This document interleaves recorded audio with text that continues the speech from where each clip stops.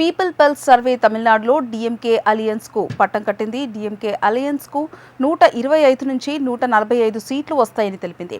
AIADMK alliance కు 65 నుంచి 80 సీట్లు వస్తాయని అంచనా వేసింది. ఇక నటుడు విజయ్ పార్టీ టీవీకేకు 18 నుంచి 24 సీట్లు వస్తాయని పేర్కొంది. ఇతరులు 2 నుంచి 6 సీట్లు కైవసం చేసుకుంటారని పీపుల్స్ పల్స్ సర్వే తెలిపింది. అస్సాంలో బీజేపీకి 68 నుంచి 72 సీట్లు, కాంగ్రెస్ కు 22 నుంచి 26 సీట్లు, ఏజీపీకి 7 నుంచి 10 సీట్లు, బీపీఎఫ్కు 8 నుంచి 9 సీట్లు వస్తాయని పీపుల్స్ పల్స్ సర్వేలో తెలిపింది.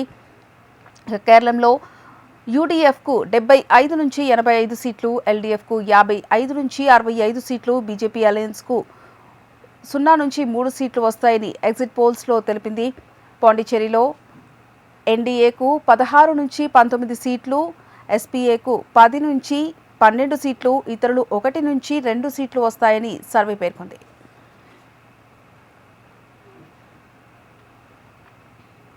తమిళనాడులో డీఎంకే అలయన్స్ కు 134 నుంచి 141 సీట్లు, ఏఐడీఎంకే ఎన్డీఏకు 84 నుంచి 90 సీట్లు, టీవీకేకు 4 నుంచి 8 సీట్లు వస్తాయని ఎస్ఎస్ ఎగ్జిట్ పోల్స్ వెల్లడించింది.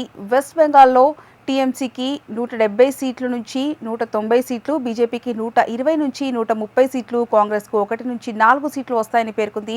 ఇక కేరళంలో యూడీఎఫ్కు 76 నుంచి 81 సీట్లు, ఎల్డీఎఫ్కు 61 నుంచి 66 సీట్లు, బీజేపీకి 3 నుంచి 4 సీట్లు వస్తాయని తెలిపింది. అస్సాంలో ఎన్డీఏకు 84 నుంచి 90 సీట్లు, కాంగ్రెస్ అలయన్స్కు 40 నుంచి 46 సీట్లు వస్తాయని వెల్లడించింది. ఇక పాండిచ్చేరిలో ఎన్డీఏకు 17 నుంచి 19, ఎస్పీఏకు 11 నుంచి 12 సీట్లు, టీవీకేకు 1 నుంచి 2 సీట్లు వస్తాయని పేర్కొంది.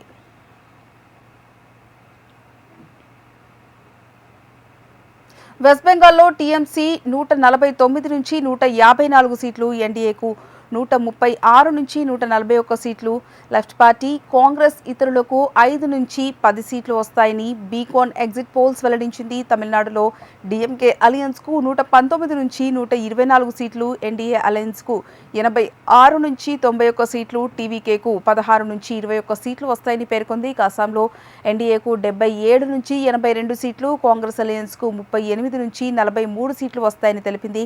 కేరళంలో యూడీఎఫ్కు 76 నుంచి 81 సీట్లు, ఎల్డీఎఫ్కు 57 సీట్ల నుంచి 62 సీట్లు, ఎన్డీఏకు 1 నుంచి 5 సీట్లు వస్తాయని తెలిపింది. పాండిచ్చేరిలో ఎన్డీఏ అలయన్స్కు 16 నుంచి 19 సీట్లు, ఎస్పీఏకు 11 నుంచి 14 సీట్లు, టీవీకేకు 1 నుంచి 3 సీట్లు వస్తాయని పేర్కొంది.